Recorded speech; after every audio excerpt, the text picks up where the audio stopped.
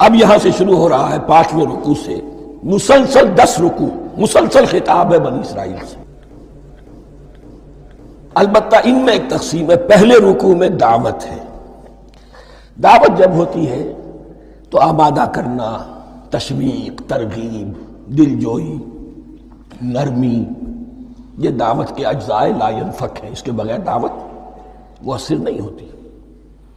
لہذا ان 7 آیات میں یہ یوں سمجھیے کہ ان 10 رکوعوں کے لیے یہ بمنزلہ فاتحہ ہے، جیسے سورہ فاتحہ 7 آیتوں کی، ایسے ہی اس دعوت سابقہ امت مسلمہ کو دعوت دی جا رہی ہے۔ تو کس طرح دی جا رہی ہے؟ یہ کون تھے؟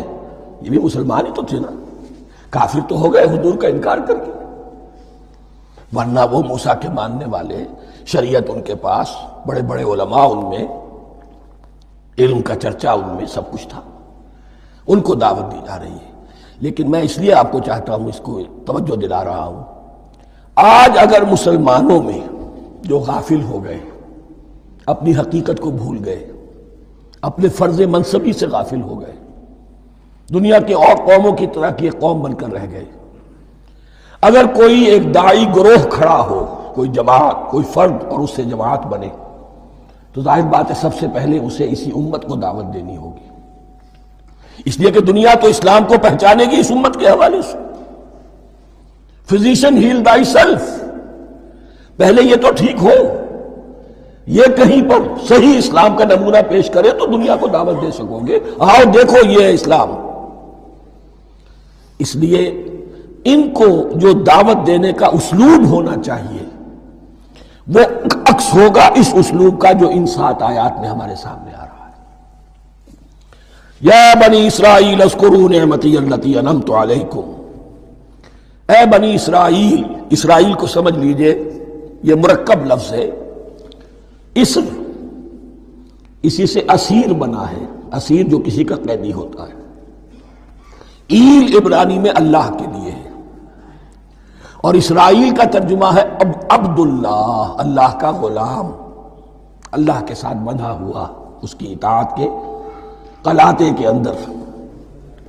تو یہ اسرائیل یہ لقب ہے حضرت یعقوب علیہ السلام کا، ان کے 12 بیٹے تھے، 12 بیٹوں سے جو نسل چلی وہ بنی اسرائیل ہے، انہی میں حضرت موسیٰ کی بعثت ہوئی اور تورات انہیں دی گئی، پھر یہ ایک بہت بڑی امت بنے۔ ان پر 4 ادوار آ چکے تھے قرآن مجید کے نزول کے وقت، 2 مرتبہ اللہ کی رحمت کی بارشیں ہوئیں، انہیں عروج نصیب ہوا، 2 مرتبہ ان کو دنیا پرستی، شہوت پرستی، اللہ کے احکام کو پس و پیش ڈال دینے کی سزا میں عذاب کے کوڑے ان پر برسے۔ اس کا ذکر آئے گا سورہ بنی اسرائیل کے پہلے رکوع میں۔ اس وقت جب کہ قرآن نازل ہو رہا ہے، اس وقت وہ اپنے اس زوال کے دور میں تھے۔ حال یہ تھا کہ حضور صلی اللہ علیہ وسلم کی بعثت سے پہلے ہی 2nd ٹیمپل بھی شہید کیا جا چکا تھا، گرایا جا چکا تھا۔ حضرت سلیمان نے جو بنایا تھا ہیکل سلیمانی، جس کو یہ 1st ٹیمپل کہتے ہیں، اسے نیبوکدنضر نے گرا دیا تھا حضرت مسیح سے بھی کئی 100 سال پہلے۔ لیکن اس کے بعد پھر یہ رومنز نے سن 70 عیسوی میں حضور کی ولادت سے 500 برس پہلے ان کا یہ یروشلم تباہ و برباد ہوا، اس میں لوگوں کو قتل کیا گیا، قتل عام ہوا، اور 2nd ٹیمپل جو ہے وہ بھی گرا دیا گیا، جو اب تک گرا پڑا ہوا ہے۔ صرف ایک ویلنگ وال ہے جس کے پاس جا کر یہودی جو ہے ماتم کر لیتے ہیں، روتے ہیں، اور اب وہ بنانے پر تلے ہوئے ہیں اپنا 3rd ٹیمپل، اس کے نقشے بن چکے ہیں، بلو پرنٹ بن چکے ہیں۔ لیکن بہرحال جس وقت قرآن نازل ہو رہا تھا یہ بہت ہی پستی میں تھے۔ اس کے بارے میں فرمایا، اے بنی اسرائیل ذرا یاد کرو میرے اس انعام کو جو تم پر ہوا۔ وہ انعام کیا ہے؟ میں نے تمہیں اپنی کتاب دی، نبوت سے سرفراز فرمایا، اپنی شریعت تمہیں عطا فرمائی، تمہیں داؤد، تمہارے اندر داؤد اور سلیمان جیسے بادشاہ اٹھائے جو بادشاہ بھی تھے، نبی بھی تھے۔ وَأَوْفُوا بِعَهْدِي، اور میرے وعدے کو پورا کرو تاکہ میں بھی اپنے وعدے کو پورا کروں۔ یہ وعدہ ہے جو کتاب استثناء جو ہے اولڈ ٹیسٹمنٹ کی، ڈیوٹرانومی، اس کے 18ویں باب کی آیت نمبر 18 اور 19 میں ہے۔ حضرت موسیٰ سے خطاب کر کے اس میں اللہ نے یہ الفاظ فرمائے، میں ان کے بھائیوں میں سے تیرے مانند ایک نبی برپا کروں گا اور اس کے منہ میں اپنا کلام ڈالوں گا اور وہ وہی کچھ بتائے گا جو میں اس سے کہوں گا۔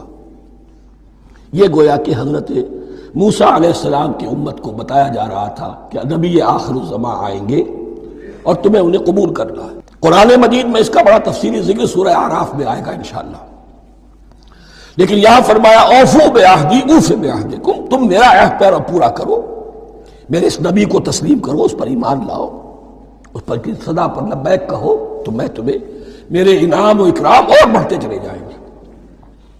وَإِيَّايَ فَارْهَبُونَ، اور صرف مجھ سے ڈرو۔ وَآمِنُوا بِمَا أَنزَلْتُ مُصَدِّقًا لِمَا مَعَكُمْ، اور ایمان لاؤ اس پر جو میں نے نازل کیا ہے، جو تمہارے پاس جو تورات ہے اس کی تصدیق کرتے ہوئے آیا ہے۔ اس کے دو معنی ہے، ایک تو قرآن تصدیق کرتا ہے تورات کی اور انجیل کی، فیہا ہدی و نور، فیہ ہدی و نور، اور دوسرے یہ کہ قرآن اور محمد صلی اللہ علیہ وسلم ان پیشین گوئیوں کے مصداق بن کر آئے ہیں جو تورات میں تھی، ورنہ وہ پیشین گوئیاں جھوٹی ثابت ہوتی۔ ان کے مصداق کون ہے؟ قرآن اور محمد صلی اللہ علیہ وسلم، یہ دونوں معنی اس کے ہیں۔ وَآمِنُوا بِمَا أَنزَلْتُ مُصَدِّقًا لِمَا مَعَكُمْ وَلَا تَكُونُوا أَوَّلَ كَافِرٍ بِهِ، اور دیکھو تم ہی سب سے پہلے ان کا کفر کرنے والے نہ بن جاؤ۔ تمہیں تو سب کچھ معلوم تھا، تم تو منتظر تھے، تم تو آخری نبی کے انتظار میں تھے اور ان کے حوالے سے دعائیں کیا کرتے تھے کہ اللہ اس نبی آخری زمان کے واسطے سے ہماری مدد فرما اور کافروں کے مقابلے میں ہمیں فتح عطا فرما۔ یہ آئے گا آگے چل کر اسی سورہ بقرہ کے اندر۔ لیکن اب تم ہی سب سے بڑھ کر کافر ہو گئے، تم ہی سب سے بڑھ کر دشمن ہو گئے۔ وَلَا تَكُونُوا أَوَّلَ كَافِرٍ بِهِ وَلَا تَشْتَرُوا بِآيَاتِي ثَمَنًا قَلِيلًا، اور دیکھو میری ان آیات کے عوض حقیر سی قیمت قبول نہ کرو۔ یہ آیات الہیہ ہیں، ان کو رد کر رہے ہو کس لیے؟ ہماری مسندیں، ہماری حیثیت، ہماری چودراہٹیں، کہیں ان پر کوئی آنچ نہ آ جائے۔ حقیر سی چیزیں، یہ صرف اس دنیا کا سامان ہے، اس کے سوا کچھ نہیں۔ وَلَا تَشْتَرُوا بِآيَاتِي ثَمَنًا قَلِيلًا وَإِيَّايَ فَاتَّقُونِ، اور صرف مجھ سے تقوی اختیار کرو، میرا تقوی اختیار کرو۔ وَلَا تَلْبِسُوا الْحَقَّ بِالْبَاطِلِ وَتَكْتُمُوا الْحَقَّ وَأَنْتُمْ تَعْلَمُونَ، اور نہ گڈمڈ کرو حق کے ساتھ باطل کو، اور مت چھپاؤ حق کو، ذرا حالے کہ تم جانتے ہو۔ یہ بات اچھی طرح نوٹ کرنی ہے، جانتے بوجھتے کرنا، ایک ہے مغالطے میں کرنا، وہ ضلالت ہے، گمراہی ہے۔ ایک جان بوجھ کر کرنا، حق کو پہچان کر اسے رد کرنا، یہ پھر اللہ تعالیٰ کے غضب کو دعوت دینا ہے، ریت آف اللہ، اس کی غضب کو دعوت دینا ہے کہ حق کو پہچان کر اس کی نفی کی جائے۔ وَأَنْتُمْ تَعْلَمُونَ، علماء یہود قرآن مجید میں آگے چل کر آئے گا، ایسے پہچانتے تھے محمد کو اور قرآن کو جیسے اپنے بیٹوں کو، یعرفونہ کما یعرفون ابناہم، ایسے پہچانتے جیسے اپنے بیٹوں۔ وَأَقِیمُوا الصَّلَاةَ وَآتُوا الزَّکَاةَ، دیکھو نماز قائم کرو، زکوٰۃ ادا کرو۔ وَارْکَعُوا مَعَ الرَّاکِعِینَ، اور جھکنے والوں کے ساتھ جھکو۔ یہ اول تو رکوع کو انہوں نے اپنے ہاں سے خارج کر دیا تھا، ثانیاً باجماعت نماز ان کے ہاں ختم ہو گئی تھی۔ وَارْکَعُوا مَعَ الرَّاکِعِینَ، جماعت باجماعت نماز کی طرف اشارہ ہے۔ أَتَأْمُرُونَ النَّاسَ بِالْبِرِّ وَتَنْسَوْنَ أَنفُسَكُمْ، کیا تم لوگوں کو نیکی کا حکم دیتے ہو، تقویٰ کی، پارسائی کی تعلیم دیتے ہو؟ میں کہہ رہا ہوں نا، اصل میں مخاطب کون ہے؟ علماء یہود۔ اس آیت سے ثابت ہو گیا عالم ہمارا بھی جب بھی کھڑا ہوگا اونچے سے اونچا آواز کہے گا، اعلیٰ سے اعلیٰ بات کہے گا۔ اکثر و بیشتر کا حال یہ ہے کہ ان کا اپنا کردار دیکھیے تو کوئی مناسبت ہی نہیں اس سے کہ جو وہ بات کہہ رہا ہے، جو لوگوں کو دعوت دے رہا ہے اس پر خود عمل نہیں۔ تو یہی در حقیقت علماء یہود کا کردار بن چکا تھا۔ أَتَأْمُرُونَ النَّاسَ بِالْبِرِّ وَتَنْسَوْنَ أَنفُسَكُمْ، کیا تم لوگوں کو نیکی کا حکم دیتے ہو اور خود اپنے آپ کو بھول جاتے ہو؟